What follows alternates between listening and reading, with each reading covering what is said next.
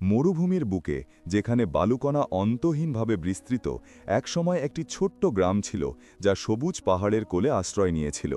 এই গ্রাম, যা এককালে সবুজে ভরা এক মরুদ্যান ছিল, বছরের পর বছর ধরে চলা প্রচণ্ড খরার কারণে এখন এক কঠিন ও শুষ্ক ভূমিতে পরিণত হয়েছে। গ্রামের কুঁয়ো শুকিয়ে গেছে, ফসলের মাঠ ফেটে চৌচির, আর গবাদি পশু একে একে মৃত্যুর কোলে ঢলে পড়ছে। গ্রামের মানুষ যা কিছু অবশিষ্ট ছিল তা দিয়ে কোনো মতে জীবন ধারণ করছিল আর অলৌকিক কোনো ঘটনার জন্য অপেক্ষা করছিল। কিন্তু প্রতিটি নতুন দিনের সূর্যোদয়ের সাথে তাদের শেষ আশাটুকুও যেন মিলিয়ে যাচ্ছিল। এমন কঠিন সময়ে শেখর আবদুল্লাহ নামে একজন বয়স্ক ব্যক্তি সেই গ্রামে বাস করতেন। তার বয়স ৭০ পেরিয়েছে, লম্বা সাদা দাড়ি আর মুখে গভীর বলিরেখা, যা যেন সময়ের গভীর গল্প বলছিল। তিনি ছিলেন একজন সাধারণ রাখাল, কিন্তু তার প্রজ্ঞা আর গভীর জ্ঞান তাকে গ্রামের সবার কাছে অত্যন্ত প্রিয় করে তুলেছিল। তিনিই ছিল সেই শেষ ব্যক্তি যার মনে পড়ে সমৃদ্ধির সেই দিনগুলোর কথা, যখন ঝর্ণার জল অবিরাম প্রবাহিত হতো, বাগানে ফুল ফুটত আর মাটি উদারভাবে তাদের প্রয়োজন মেটাত। শেখর আবদুল্লাহ প্রতিদিন সকালে গ্রামের একমাত্র জীবিত তালগাছটির নিচে বসে গ্রামের দিকে তাকিয়ে থাকতেন। তার গভীর চোখে ছিল এক অব্যক্ত ব্যথা। তিনি দেখতে পেতেন ক্ষুধার্ত শিশুদের, আশা হারিয়ে ফেলা পুরুষদের এবং মহিলাদের, যারা তাদের বাড়ির দরজায় বসে আকাশের দিকে তাকিয়ে বৃষ্টির জন্য সৃষ্টিকর্তার কাছে প্রার্থনা করতেন।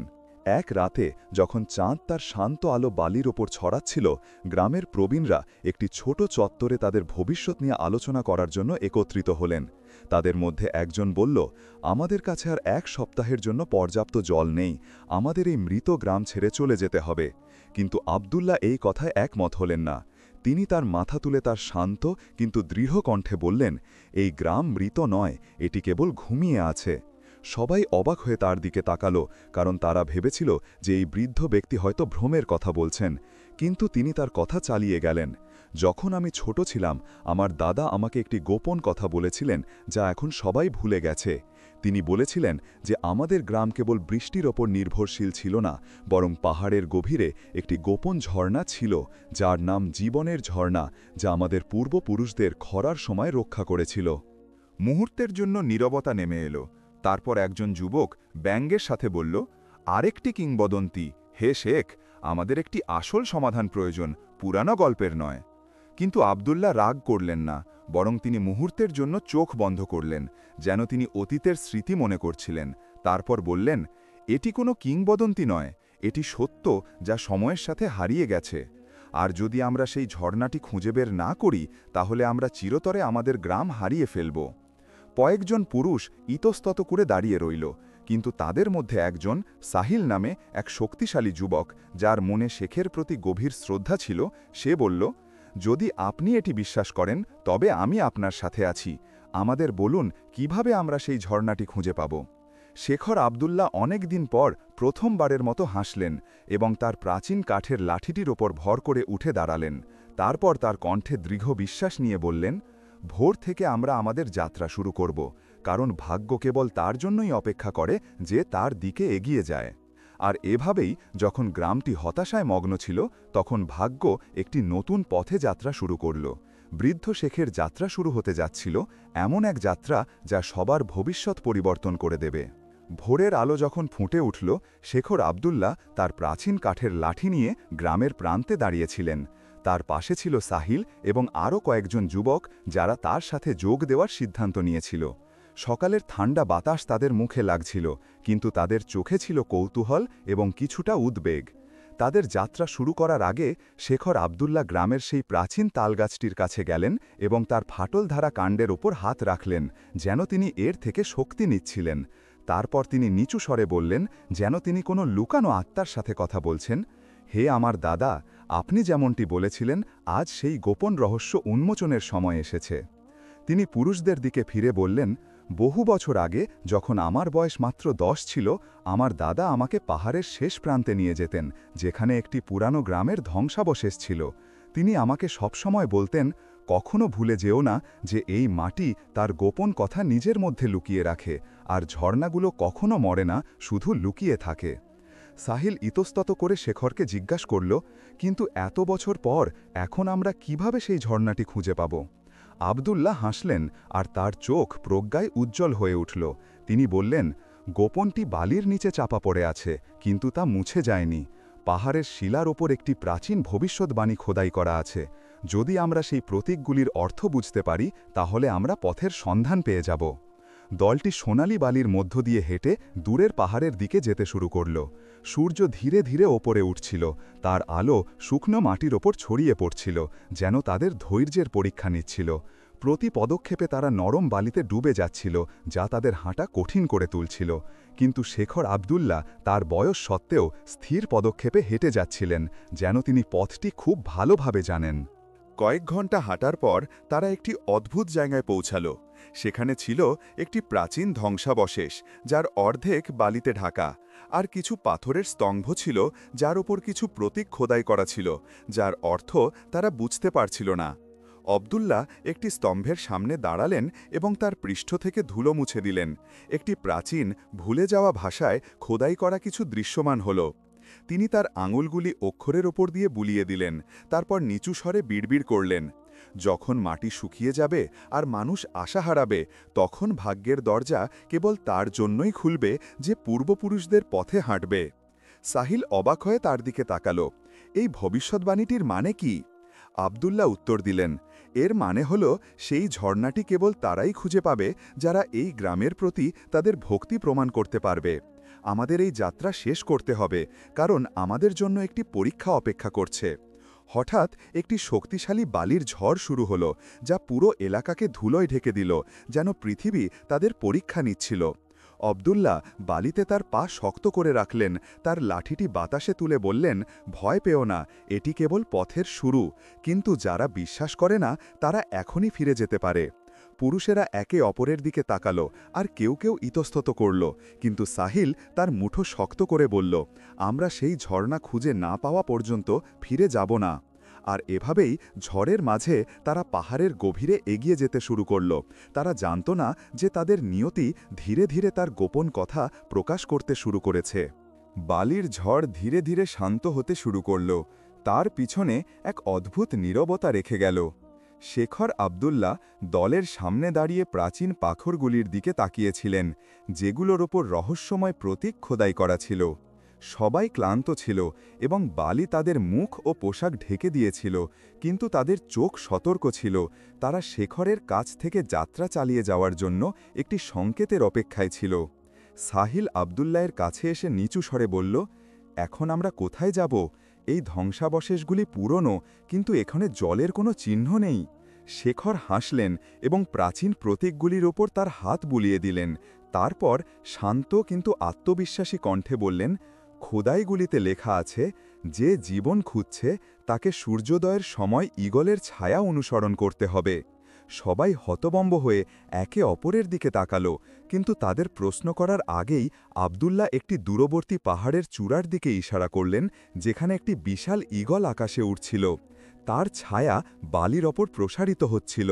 সূর্য দিগন্তে উঠতে শুরু করছিল এবং ঈগলের ছায়া যেন বালির টিলার ওপর একটি গোপন পথ আঁকছিল। এটাই আমাদের পথ, শেখর বললেন, যখন তিনি তার লাঠি শক্ত করে ধরলেন। আমাদের অবশ্যই সেই দিকে যেতে হবে যেখানে তার ছায়া আমাদের নিয়ে যায়। যাত্রা আবার শুরু হলো, এবার পাহাড়ের মধ্যে সংকীর্ণ পাথরের পথ ধরে। এখানকার বাতাস ভিন্ন ছিল, একটু ঠান্ডা, কিন্তু শুকনো পাথরগুলো কোনো জীবনের ইঙ্গিত দিচ্ছিল না। তা সত্ত্বেও আবদুল্লাহ আত্মবিশ্বাসের সাথে হাঁটছিলেন, যেন তিনি জায়গাটি খুব ভালোভাবে জানেন। কয়েক ঘন্টা হাঁটার পর ক্লান্তি দলের মধ্যে ছড়িয়ে পড়ছিল। একজন যুবক হোঁচট খেয়ে বালিতে পড়ে গেল, হাঁপাতে হাঁপাতে বলল, শেখর আবদুল্লাহ, আমরা অনেক হেঁটেছি, কিন্তু কিছুই খুঁজে পাইনি। আপনি কি নিশ্চিত যে এটি সঠিক পথ? আবদুল্লাহ থামলেন, মানুষটির দিকে ফিরলেন এবং প্রজ্ঞার সাথে বললেন, জলের পথ কখনো সহজ ছিল না, কিন্তু এটি সর্বদা তার জন্য ছিল যে তার বিশ্বাস হারায় না। সাহিল শেখরের দিকে তাকালো, তারপর সেই লোকটির দিকে হাত বাড়িয়ে তাকে উঠতে সাহায্য করল। সে বলল, যদি শেখর এতে বিশ্বাস করেন, তাহলে আমরা এগিয়ে চলব। তারা হাঁটা চালিয়ে গেল যতক্ষণ না তারা পাহাড়ের মধ্যে একটি সংকীর্ণ উপত্যকায় পৌঁছাল। জায়গাটি আরও অদ্ভুত লাগছিল, কারণ এখানকার পাথরগুলি মসৃণ ছিল, যেন বহু বছর আগে প্রবাহিত জলের সংস্পর্শে এসেছিল। তখনই আবদুল্লাহ একটি হালকা হাসির সাথে বললেন, আমরা কাছাকাছি এসেছি, আমি তা অনুভব করতে পারছি। যখন তারা জায়গাটি অনুসন্ধান করছিল তখন একজন যুবক একটি বিশাল পাথরের দেয়ালে একটি খোদাই লক্ষ্য করল। কিন্তু এটি প্রাচীন খোদাইগুলোর মতো ছিল না, বরং এটি তাদের নিকটবর্তী গ্রামের রেখাগুলির মতো ছিল, যেন এটি তাদের পূর্বপুরুষদের কাছ থেকে একটি বার্তা। খোদাইটিতে লেখা ছিল, জল পাথরের অভিভাবকের পিছনে আছে এবং যে এটি চায় তাকে তার সবচেয়ে বড় ত্যাগ করতে হবে। সবাই বিভ্রান্ত হয়ে গেল। পাথরের অভিভাবক কে, আর সেই ত্যাগ কি? সাহিল উদ্বিগ্ন কণ্ঠে জিজ্ঞেস করল। আবদুল্লাহ চারপাশে তাকালেন, তারপর একটি অন্ধকার গুহার প্রবেশদ্বারে বসে থাকা একটি বিশাল পাথরের মানুষের মূর্তির দিকে ইশারা করলেন। মূর্তিটির মুখ কঠোর ছিল, তার চোখ যেন গুহার ভিতরে প্রবেশকারীদের দেখছিল, এবং তার বুকের উপর একটি গোলাকার গহ্বর ছিল, যেন এটি অতীতে কিছু ধারণ করছিল। আবদুল্লাহ মূর্তিটির সামনে দাঁড়ালেন এবং পাথরের গহ্বরটি দেখলেন, তারপর ফিসফিস করে বললেন, চাবিটি কেবল কোনো বস্তুগত জিনিস নয়, এটি এমন কিছু যা আমাদের অবশ্যই বুঝতে হবে। সাহিল এগিয়ে গেল এবং মূর্তিটি স্পর্শ করল, কিন্তু সেটি নড়ল না। আরেকজন যুবক পাথরটি চাপার চেষ্টা করল, কিন্তু এটি স্থির থাকল। তখনই শেখর আবদুল্লাহ একটি শান্ত কণ্ঠে বললেন, এটি কেবল একটি গুহা নয়, এটি একটি পরীক্ষা, আর যে জল চায় তাকে তার যোগ্যতার প্রমাণ দিতে হবে। সবাই উদ্বিগ্নভাবে একে অপরের দিকে তাকালো, আর তারা বুঝতে পারছিল যে এই যাত্রাটি কেবল জলের অনুসন্ধান ছিল না, বরং এটি তাদের আসল নিয়তির মুখোমুখি হওয়া একটি যাত্রা ছিল। তারা সেখানে দাঁড়িয়েছিল, শেখর আবদুল্লার দিকে তাকিয়েছিল, যিনি মনে হচ্ছিল তিনি সবচেয়ে বড় ত্যাগের কথা ভাবছিলেন যা তিনি করতে পারেন। শেখর আবদুল্লাহ সেই বিশাল পাথরের মূর্তির সামনে দাঁড়ালেন এবং তার বুকের সেই গোলাকার গহ্বরটি দেখলেন। উপত্যকার মধ্য দিয়ে বাতাস মৃদুভাবে প্রবাহিত হচ্ছিল, যেন জায়গার গোপন কথা ফিসফিস করে বলছিল। তাদের পিছনে সূর্য দিগন্তের দিকে নামতে শুরু করেছিল, তার সোনালি রশ্মি পাথরগুলির ওপর দিয়ে পড়ছিল, যা গুহাটিকে আরও রহস্যময় করে তুলেছিল। সাহিল এগিয়ে গেল এবং মূর্তির ওপর তার হাত রাখল, উদ্বেগের সাথে বলল, যদি এটি পাথরের অভিভাবক হয় তাহলে এর চাবি কোথায়? ভবিষ্যৎবাণীতে ত্যাগের মানে কি? আবদুল্লাহ সঙ্গে সঙ্গে উত্তর দিলেন না, বরং তিনি মুহূর্তের জন্য তার চোখ বন্ধ করলেন, যেন তিনি এমন কিছু শুনছিলেন যা অন্যরা শুনতে পাচ্ছিল না। তারপর তিনি একটি শান্ত কিন্তু গভীর কণ্ঠে বললেন, সব চাবি সোনা বা লোহা দিয়ে তৈরি হয় না, কখনো কখনো চাবিটি আমাদের ভিতরে থাকে। সবাই হতবম্ব হয়ে একে অপরের দিকে তাকালো, কিন্তু তাদের মধ্যে একজন প্রশ্ন করার আগেই একটি অপ্রত্যাশিত ঘটনা ঘটল। যখন একজন যুবক মূর্তিটি পরীক্ষা করছিল, তখন সে মূর্তিটির নিচে খোদাই করে একটি ছোট প্রতীক দেখতে পেল, যা বালির কারণে প্রায় দেখাই যাচ্ছিল না। প্রতীকটি ছিল একটি খোলা হাতের, আর তার ভিতরে একটি ছোট বৃত্ত। যুবকটি অবাক হয়ে বলল, শেখর আবদুল্লাহ, এখানে একটি প্রতীক আছে, হয়তো এটিই সেই সূত্র। আবদুল্লাহ ঝুঁকে পড়লেন এবং তার আঙুল দিয়ে প্রতীকটি স্পর্শ করলেন, তারপর বিড়বিড় করলেন, এটি দানের প্রতীক, একটি মূল্যবান কিছু দেওয়ার। পুরুষদের মধ্যে নীরবতা নেমে এলো। এটি স্পষ্ট ছিল যে কোনো ত্যাগ ছাড়া দরজা খুলবে না, কিন্তু ঠিক কী প্রয়োজন তা স্পষ্ট ছিল না। আমাদের কি কোনো মূল্যবান জিনিস রেখে যেতে হবে? সাহিল জিজ্ঞাসা করল। কিন্তু আবদুল্লাহ উত্তর দেওয়ার আগেই সাঈদ নামে আরেকজন যুবক তার থলে থেকে একটি পুরানো পদক বের করল, যা তার মৃত মায়ের ছিল।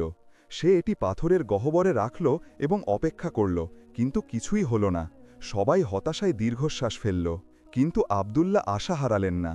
তিনি গুহার দিকে তাকালেন, তারপর বললেন, আসল ত্যাগ কোনো বস্তুগত জিনিস নয়, এটি হৃদয়ের কিছু। এবং হঠাৎ তিনি তার সেই প্রাচীন কাঠের লাঠিটি ধরলেন, সেই লাঠিটি যা তার পুরো জীবন তার সাথে ছিল এবং যা তিনি তার পূর্বপুরুষদের কাছ থেকে পেয়েছিলেন। তারপর তিনি ধীরে ধীরে সেটি তুলে পাথরের গহ্বরে রাখলেন। এক মুহূর্তের জন্য কিছুই হলো না, কিন্তু কয়েক সেকেন্ড পর মূর্তিটি ধীরে ধীরে কাঁপতে শুরু করল। তারপর সেখান থেকে একটি গভীর শব্দ শোনা গেল, যেন পাথরগুলি শ্বাস নিচ্ছিল। আমরা সফল হয়েছি, সাহিল অবাক হয়ে চিৎকার করল। তারপর তাদের বিস্মিত চোখের সামনে গুহাটিকে বন্ধ করে রাখা পাথরের দরজাটি ধীরে ধীরে সরে যেতে শুরু করল। একটি অন্ধকার পথ প্রকাশ পেল, যা গুহার ভিতরে চলে গেছে। গুহায় প্রবেশ করতে কেউ কেউ ইতস্তত করল, কিন্তু আবদুল্লাহ হাসলেন এবং বললেন, এখন আর ফিরে যাওয়ার কোনো উপায় নেই, ভাগ্য আমাদের জন্য দরজা খুলে দিয়েছে। আসুন দেখি ভিতরে কি আমাদের জন্য অপেক্ষা করছে। তারা তাদের সাথে থাকা মশাল জ্বালালো এবং সতর্কতার সাথে গুহার ভিতরে হেঁটে গেল। ভিতরের বাতাস ঠান্ডা ছিল, আর দেয়ালগুলো প্রাচীন প্রতীক দিয়ে ঢাকা ছিল। কিছু প্রতীক যেন একটি ভুলে যাওয়া জাতির গল্প বলছিল। তারপর কিছু সময় হাঁটার পর তারা এমন একটি শব্দ শুনতে পেল যা কেউ আশা করেনি, অন্ধকারে জলের ফোঁটা পড়ার শব্দ। জল! একজন যুবক আনন্দের সাথে চিৎকার করল, আর তারা শব্দের উৎসের দিকে ছুটে গেল। গুহার হৃদয়ে মশালের আবছা আলোয় তাদের সামনে একটি ছোট, স্বচ্ছ জলের হ্রদ দেখা গেল, যা পাথর থেকে প্রবাহিত হচ্ছিল। আবদুল্লাহ জলের কাছে গেলেন, তার পাশে হাঁটু গেড়ে বসলেন এবং ঠান্ডা জলে তার হাত ডুবিয়ে দিলেন। তারপর হাত আকাশের দিকে তুলে বললেন, আমরা এটি পেয়েছি, সেই পবিত্র ঝর্ণা যার কথা আমাদের পূর্বপুরুষরা আমাদের বলেছিলেন। কিন্তু তাদের আনন্দ বেশি দিন স্থায়ী হল না। যখন তারা তাদের পাত্রগুলো জল দিয়ে ভরছিল, তখন সাহিল হ্রদের পাশে মাটিতে খোদাই করা একটি অদ্ভুত জিনিস লক্ষ্য করল। একটি প্রাচীন লেখা ছিল যা কিছু সম্পর্কে সতর্ক করছিল। সে উচ্চস্বরে এটি পড়ল, যে এই জল পান করবে তাকে জানতে হবে যে এটি সাধারণ জল নয়, এটি জীবন এবং মৃত্যুর জল। সবাই উদ্বেগের সাথে একে অপরের দিকে তাকালো। এটি কি একটি আশীর্বাদ ছিল নাকি একটি অভিশাপ? আবদুল্লাহ তাদের দিকে তাকালেন, তারপর হেসে বললেন, পরীক্ষা এখনও শেষ হয়নি, কিন্তু আমরা সঠিক পথে আছি। শেখর আবদুল্লাহ পবিত্র হ্রদের সামনে দাঁড়িয়ে স্বচ্ছ জলের দিকে তাকিয়েছিলেন, যা পাথর থেকে শান্তভাবে প্রবাহিত হচ্ছিল। জলের ফোঁটাগুলি মশালের আলোতে জ্বলজ্বল করছিল, যেন তারা একটি গোপন রহস্য বহন করছিল যা এখনও প্রকাশ হয়নি। তার পিছনে পুরুষরা উদ্বেগের সাথে ফিসফিস করছিল, কারণ মাটিতে খোদাই করা সতর্ক বার্তাটি স্পষ্ট ছিল, যে এই জল পান করবে তাকে জানতে হবে যে এটি সাধারণ জল নয়, এটি জীবন এবং মৃত্যুর জল। সাহিল দীর্ঘশ্বাস ফেলল এবং কম্পিত কণ্ঠে বলল, শেখর আবদুল্লাহ, এর অর্থ কি? জল কি বিষাক্ত হতে পারে? কিন্তু আবদুল্লাহ সাথে সাথে উত্তর দিলেন না, বরং তিনি হ্রদের পাশে হাঁটু গেড়ে বসলেন এবং শান্তভাবে জলের ওপর তার হাত বুলিয়ে দিলেন। তারপর তিনি তার হাত তার ঠোঁটের দিকে তুললেন, কিন্তু পান করলেন না। তিনি তার হাত থেকে ঝরে পড়া ফোঁটাগুলির দিকে তাকালেন এবং একটি গভীর কণ্ঠে বললেন, যা কিছু বিপজ্জনক মনে হয় তা সব সময় বিপজ্জনক নাও হতে পারে, আর যা কিছু তৃষ্ণা নিবারণ করে আর জীবন নিয়ে আসে তা সব সময় সেরকম নাও হতে পারে। একজন যুবক এগিয়ে এসে বলল, আমরা আমাদের গ্রামকে বাঁচানোর জন্য জল খুঁজতে এসেছিলাম, কিন্তু এখন আমরা এটিকে ভয় পাচ্ছি, যদি এটিতে কোনো অভিশাপ থাকে। আবদুল্লাহ হালকা হাসলেন এবং বললেন, জল নিজেই ভালো বা মন্দ নয়, কিন্তু এটি যারা পান করে তাদের উদ্দেশ্যকে প্রতিফলিত করে। যদি সতর্ক বার্তাটি সত্য হয়, তাহলে এর মানে হল জল যারা এটি চায় তাদের পরীক্ষা করছে। মুহূর্তের জন্য নীরবতা নেমে এলো। তারপর সাঈদ, সবচেয়ে ছোট যুবকটি বলল, যদি আমরা পান না করি তাহলে এই সবই বৃথা যাবে, আমি প্রথম চেষ্টা করব। সে তার হাত জলের দিকে বাড়ালো, কিন্তু আবদুল্লাহ তার কাঁধে হাত রাখলেন এবং দৃঢ়ভাবে বললেন, এখনও নয়, কিছু একটা অনুপস্থিত। আবদুল্লাহ উঠে দাঁড়ালেন এবং ধীরে ধীরে হ্রদের চারপাশে হাঁটলেন, তার চোখ দিয়ে একটি গোপন কিছুর সন্ধান করছিলেন। তখন তিনি গুহার দেয়ালে আরেকটি খোদাই লক্ষ্য করলেন। এর অর্ধেক মাটি দিয়ে ঢাকা ছিল।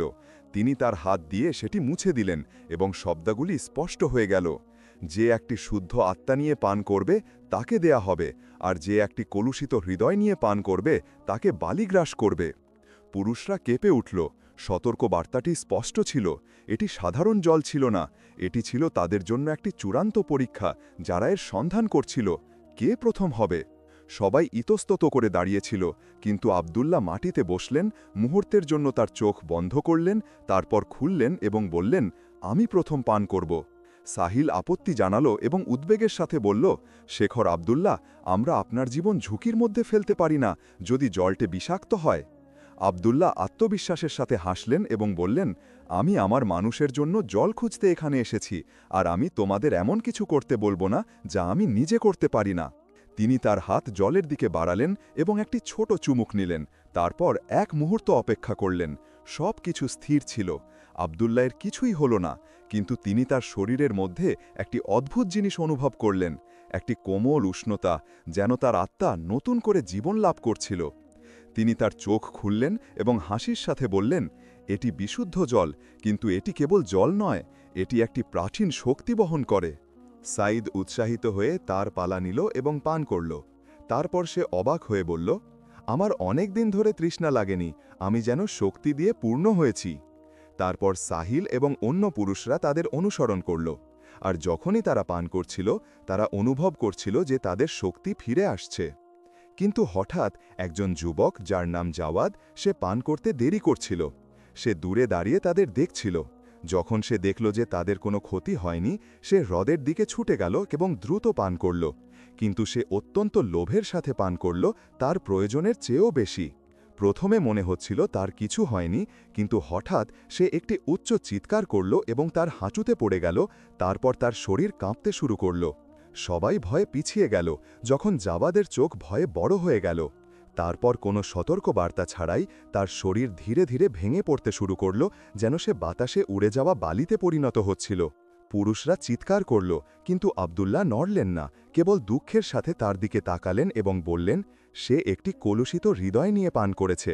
সে তার গ্রামকে বাঁচানোর জন্য জল চায়নি, সে কেবল নিজের জন্য এটি চেয়েছিল। 1 মিনিটেরও কম সময় জাওয়াত সম্পূর্ণরূপে অদৃশ্য হয়ে গেল। তার পায়ের ছাপ ছাড়া আর কিছুই অবশিষ্ট রইল না। গুহায় নীরবতা নেমে এলো, যা তো আব্দুল্লাহের কথায় ভাঙল। তিনি বললেন, আমরা জল পেয়েছি, কিন্তু আমাদের অবশ্যই এর শক্তিকে সম্মান করতে হবে। পুরুষরা তাদের কলসগুলো জল দিয়ে ভরল। তারপর তারা তাদের গ্রামের দিকে ফিরে যাত্রা শুরু করল। তারা তাদের সাথে কেবল একটি পবিত্র জল নয়, বরং এমন একটি শিক্ষা বহন করছিল যা চিরতরে তাদের ভাগ্য পরিবর্তন করবে। গুহার ভিতরে একটি দীর্ঘ রাত কাটানোর পর শেখর আব্দুল্লাহ এবং তার সঙ্গীরা তাদের গ্রামে ফিরে যাওয়ার সিদ্ধান্ত নিলেন, সেই জল নিয়ে যা তাদের ভাগ্য পরিবর্তন করে দেবে। তাদের কলসগুলো পবিত্র জল দিয়ে ভরা ছিল, কিন্তু তাদের মন ভারী ছিল, যা তারা দেখেছিল তার কারণে। তারা দেখেছিল যে জল কেবল জীবনের উৎস নয়, বরং যারা এর যোগ্য তাদের জন্য একটি বাস্তব পরীক্ষা। সাহিল হ্রদের সামনে দাঁড়ালো, সেই জায়গার দিকে তাকালো যেখানে জাওয়াদ অদৃশ্য হয়ে গিয়েছিল। তারপর সে শেখর আব্দুল্লাহের দিকে ফিরে বলল, আমি এটি কখনো ভুলব না। আমি কখনো ভাবিনি যে জল একই সাথে একটি আশীর্বাদ এবং একটি শাস্তি হতে পারে। আব্দুল্লাহ তার মাথা প্রজ্ঞার সাথে নাড়লেন এবং বললেন, এই জীবনের সবকিছু তার বিপরীতকে ধারণ করে, ভালো এবং মন্দ, আলো এবং অন্ধকার, দান এবং লোভ। জল হত্যা করে না, কিন্তু যে উদ্দেশ্য নিয়ে আমরা পান করি তা আমাদের ভাগ্য নির্ধারণ করে। পুরুষরা তাদের কাঁধে জলের কলসগুলো তুলল এবং অন্ধকার গুহা থেকে বেরিয়ে যেতে শুরু করল। যখন তারা প্রবেশদ্বারে পৌঁছাল, সূর্য তাদের সামনে উদিত হল, যেন তাদের কঠোর যাত্রার পর তাদের স্বাগত জানাচ্ছিল। সবাই গভীরভাবে শ্বাস নিল, কারণ তারা গুহার ভিতরে ছিল যেন যুগের পর যুগ ধরে। সাঈদ সূর্যের দিকে তাকিয়ে বলল, আমাদের মনে হচ্ছে আমরা সাধারণ মানুষ হিসাবে এই জায়গায় প্রবেশ করেছিলাম এবং ভিন্ন মানুষ হিসাবে এখান থেকে বেরিয়ে আসছি। আব্দুল্লাহ হাসলেন এবং বললেন, আমরা সত্যিই বদলে গেছি, কারণ এখন আমরা জলের চেয়েও মূল্যবান কিছু বহন করছি। সাঈদ বিভ্রান্ত হয়ে তার দিকে তাকালো এবং জিজ্ঞেস করল। শেখর হাসি মুখে উত্তর দিলেন, প্রজ্ঞা। গ্রামের দিকে ফেরার যাত্রাটি ছিল দীর্ঘ এবং কঠিন। তারা উঁচু বালির টিলার মধ্য দিয়ে হেঁটেছিল এবং শক্তিশালী বাতাসের মুখোমুখি হয়েছিল, যা তাদের অগ্রগতি ধীর করার চেষ্টা করছিল। কিন্তু তারা তাদের হৃদয়ে একটি নতুন শক্তি বহন করছিল, আশা আর বিশ্বাসের শক্তি, যে তারা তাদের মানুষদের বাঁচানোর জন্য ফিরে আসছে। এক রাতে যখন তারা মরুভূমিতে শিবির করছিল, তারা আগুনের চারপাশে বসেছিল এবং তারা কিভাবে জল ব্যবহার করবে তা নিয়ে কথা বলছিল। সাঈদ বলল, আমাদের নিশ্চিত করতে হবে যে গ্রামের প্রত্যেকে জলের তার সঠিক অংশ পায়। আব্দুল্লাহ তার মাথা নাড়লেন এবং বললেন, শুধু এটাই নয়, আমাদের তাদের সতর্কও করতে হবে। এই জলটি সাধারণ নয়, আর আমরা এটিকে অবহেলার সাথে ব্যবহার করতে দিতে পারি না। তারপর তিনি সাঈদের দিকে ফিরলেন এবং বললেন, জলের একজন অভিভাবক থাকতে হবে, এমন একজন যে এর মূল্য বোঝে এবং অপব্যবহার থেকে এটিকে রক্ষা করে। পুরুষরা একে অপরের দিকে তাকালো, যেন তারা বুঝতে পারছিল যে ফিরে আসার পর একটি বিশাল দায়িত্ব তাদের জন্য অপেক্ষা করছে। অবশেষে কয়েকদিনের ভ্রমণের পর তাদের গ্রাম দিগন্তে দেখা গেল, কিন্তু তারা যা দেখল তাতে তারা অবাক হয়ে গেল। গ্রামটি প্রায় ধ্বংসের মুখে ছিল। কুয়ো সম্পূর্ণরূপে শুকিয়ে গিয়েছিল, আর কৃষিজমি শুকিয়ে গিয়েছিল, আর মানুষ আগের চেয়েও বেশি দুর্বল হয়ে পড়েছিল। শিশুরা তৃষ্ণায় কাঁদছিল, আর বৃদ্ধরা প্রায় দাঁড়াতে পারছিল না। যখন গ্রামের লোকেরা তাদের জলের কলস নিয়ে আসতে দেখল, তারা তাদের দিকে আগ্রহ নিয়ে ছুটে গেল। তাদের চোখে ছিল আশা এবং ভয় উভয়েই। একজন বয়স্ক ব্যক্তি এগিয়ে এলেন এবং দুর্বল কণ্ঠে জিজ্ঞাসা করলেন, আপনারা কি জল এনেছেন? আবদুল্লাহ ধীরে ধীরে মাথা নাড়লেন এবং একটি শক্তিশালী কণ্ঠে বললেন, এটি শুধু জল নয়, এটি এমন জল যা আমাদের সবার ভাগ্য পরিবর্তন করবে।